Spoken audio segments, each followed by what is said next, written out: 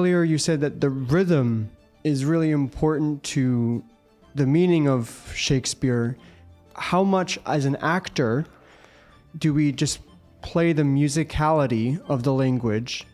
By the time it got to the 19th century, there were so many actors who were hugely praised by people writing about the theatre at the time. And every time they would say, this actor is so wonderful because he is so natural. And you gradually build up to when recording was invented, sound recording. And so, after all of that tradition, you are able to hear Sir Henry Irving doing a speech by William Shakespeare in a performance, and everyone is saying he's so natural. And this is an exciting moment, and you switch on. And Irving is talking like that the whole time. I mean, it's absolutely wildly, crazily melodramatic and over the top. And so, in contrast, Laurence Olivier began to do it that much more real. And Olivier then kind of launches new Shakespeare. I was assistant on a production of Henry V, and Henry the King was being played by Ian Holm. He was utterly incredible, revolutionary. He invented contemporary Shakespeare acting.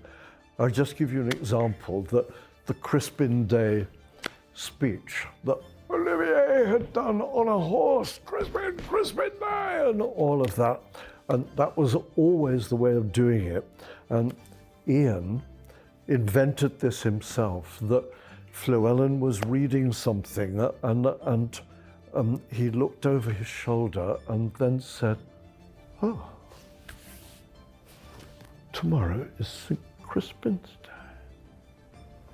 And then had this idea of I could encourage people by talking about Crispin's Day on this day.